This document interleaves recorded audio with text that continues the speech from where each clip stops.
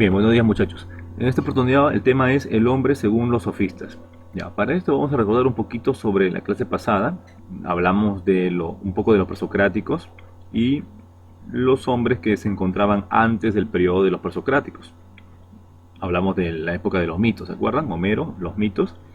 Bueno, en Homero y los mitos encontramos ahí que el hombre estaba sujeto a la voluntad de los dioses, ya que el hombre pertenecía a la naturaleza, al mundo, al universo, y este universo seguía ciertas leyes, principios, que eran determinados por la voluntad de los dioses. Es decir, cuando había un terremoto, un huracán, ¿cierto? Una tormenta o una guerra o cualquier evento que sucediera en el universo, en el mundo, estos eventos eran determinados de antemano por la voluntad de estos seres divinos, ¿no? De los dioses, incluyendo el hombre mismo.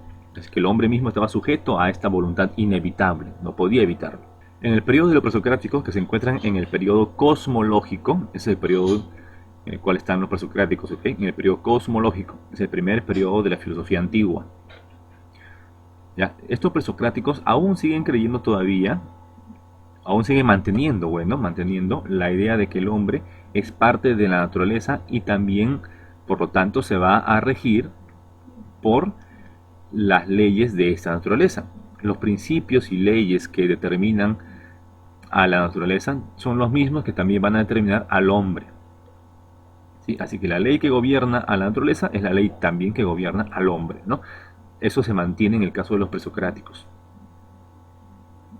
Ya no tanto el hecho de que los dioses son los que determinan nuestra voluntad, nuestras decisiones, todo ello, ¿no? Sino que aún sigue el tema de que el hombre está determinado por leyes naturales. Ahora, en este caso, entramos al siguiente periodo, segundo periodo de la filosofía antigua, que es el periodo antropológico. ¿Okay? El periodo antropológico. Antropológico se deriva del término antropos. Antropos en griego significa hombre. Así que el tema central acá va a ser el hombre, por fin, ¿no? El hombre.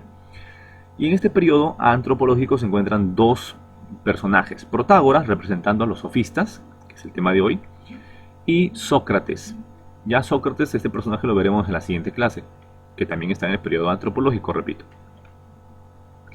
Bien, entonces, los sofistas están representados por este personaje que es Protágoras. Bien, y acá tenemos una frase, la más representativa de él, ¿no? Vamos a analizarlo un poco. Dice, el hombre es la medida de todas las cosas. ¿Ya? Vamos a explicar las tres partes de esta sentencia. El hombre, luego la medida, y cuando se refiere a todas las cosas. Primero, cuando decimos el hombre, acá Protágoras se refiere pues no al hombre en un sentido general, a la raza humana, no, a todos los hombres en general, no. Tampoco se refiere al varón, ¿no? Hablando del varón y de la mujer no, de la femenina no. ¿A qué se refiere? Se refiere al individuo, a una persona en particular. Cuando dice el hombre se refiere a una persona, que puede ser cualquier persona, ¿no? Cualquier persona, pero en sentido singular, ¿no? En un sentido particular, a ese hombre, ¿ya? No es un hombre en un sentido universal o el hombre referido al varón solamente. Se refiere al hombre en un sentido particular. Este hombre o cada hombre, ¿cierto? Cada individuo, ¿ok? Eso se refiere con el hombre.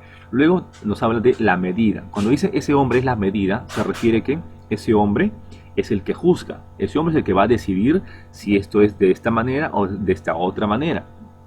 El hombre es el que va a decir cómo es, de qué manera es, lo que observa, ¿no? Las cosas que están frente a él. El hombre va a decidir si es que algo es bello, algo es feo, justo, injusto, bueno, malo, etc. Es el hombre el que va a decidir todo esto.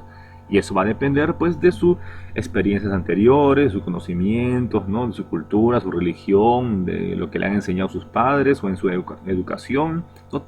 Intervienen diferentes factores, ¿no? Por lo cual va a dar una opinión distinta esta persona, este individuo en particular.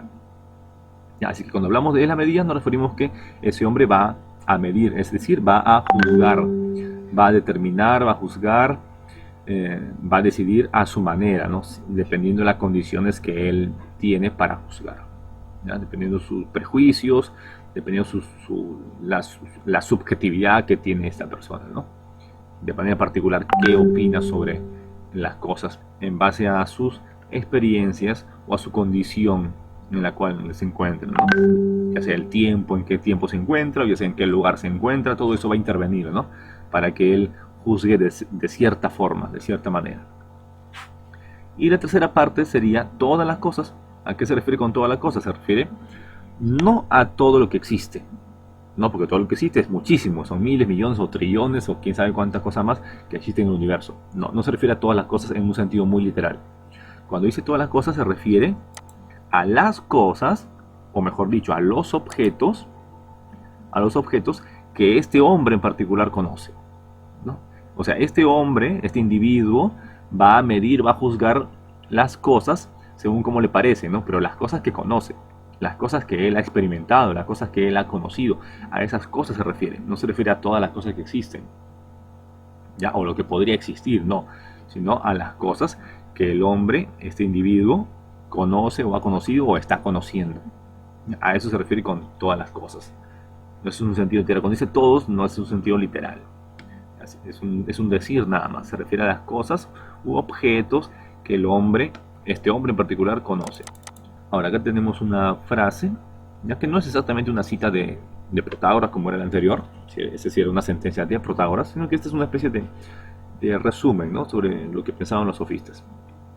Dice, para ellos, o sea, para los sofistas, el hombre no estaba atado al universo ni sujeto a sus leyes inevitables.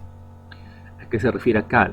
Acá nos estamos refiriendo, y ellos también se referían, los sofistas en realidad, a los presocráticos y a lo que estaban ante ellos también, ¿no? En la época de los mitos, Homero y todos los demás, pero más que nada los presocráticos también, porque recuerden que los presocráticos todavía creían que el hombre estaba atado, como dice acá, estaba sujeto a las leyes universales, a las leyes del universo, a las leyes de la naturaleza. Así que el hombre no podía dejar a un lado esto, ¿no? El hombre también estaba destinado a ciertas actividades, a ciertos eventos, acontecimientos, ¿no? Porque la naturaleza, el mundo, esa ley universal que gobierna todo, lo obligaba también al hombre a seguir estas pautas, ¿no? En pocas palabras, el hombre de cierta forma estaba sujeto a un destino. La naturaleza determinaba todas las cosas que existen, cómo iban a ser, de qué manera iban a ser. Aunque los presocráticos ya no hablan tanto de los dioses, ¿no?, que los dioses los han determinado, pero en lugar de los dioses hablan de la naturaleza. Esa naturaleza, el universo, ¿no?, del cosmos que nos rodea, es gobernado por una ley o por ciertas leyes que no podemos evitar. Básicamente, en general, eso es lo que pensaban los presocráticos, ¿ya? Solamente vimos 3 presocráticos, ¿se acuerdan? Heráclito, Tales, Demócrito, solamente 3, hay más, pero solamente vimos 3 por el tiempo. Bueno, acá ahora los sofistas, en este nuevo periodo, ellos van a considerar que el hombre es libre realmente. El hombre no está sujeto a esas leyes inevitables. El hombre puede evitar esas leyes. El hombre puede evitar esas leyes de la naturaleza. Hoy en día, con mucha más razón, vemos todo eso. El hombre puede evitar esas leyes naturales, ¿no? Donde, por ejemplo, es un lugar muy árido, donde no hay lluvia, de repente el hombre puede crear vegetación, puede crear plantas, o puede crear un riachuelo por ahí para que pase, etcétera. O el hombre puede hacer muchas cosas en realidad. Así como también puede destruirlo. Y ahí lo dice acá, capaz de determinar su propio destino, el hombre. Y también a su vez de moldear el universo, moldearlo o destruirlo.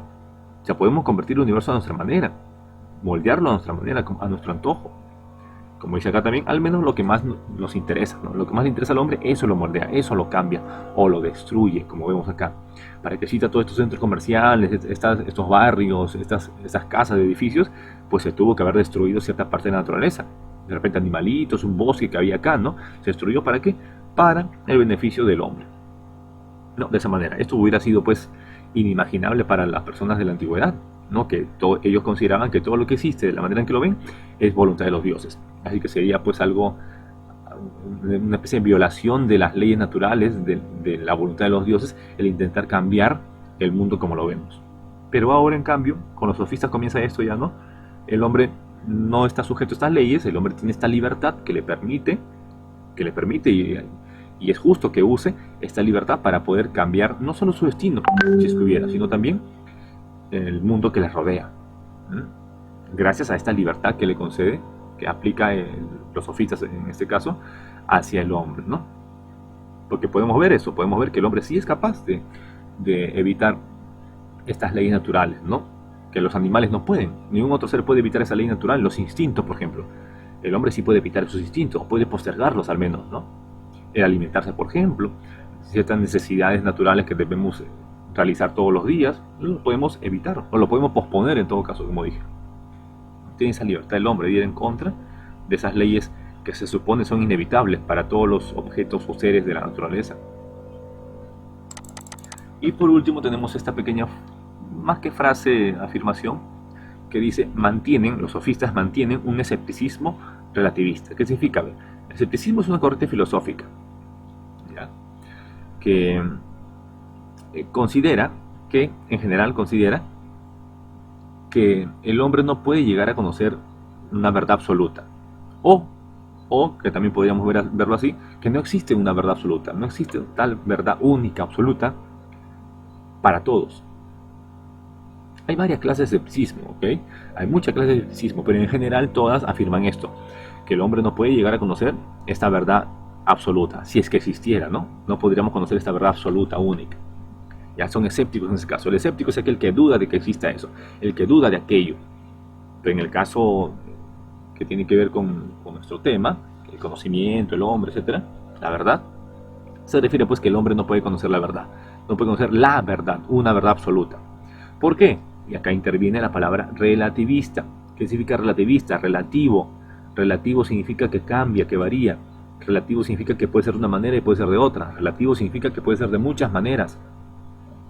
Entonces, cuando juntamos estas dos palabras, escepticismo y relativista, escepticismo relativista, ¿qué estamos diciendo?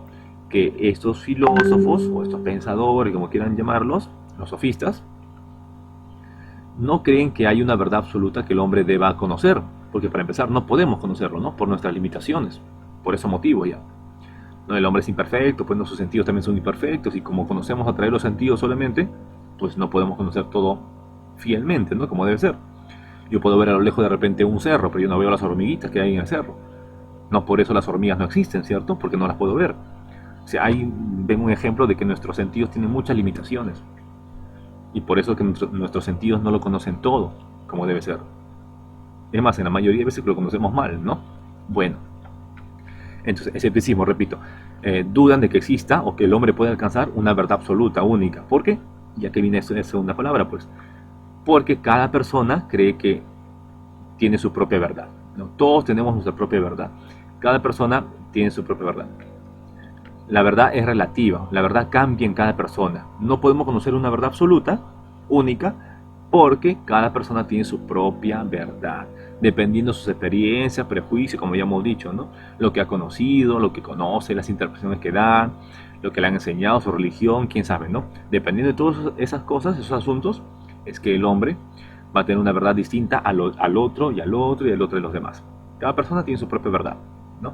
Eso implica pues que no existe una única verdad, sino que cada uno, cada individuo tiene o adquiere una verdad que le es propia. Bien, muchachos, espero que hayan apuntado bien, correctamente todo. Hasta ahí nos quedamos. Hasta luego.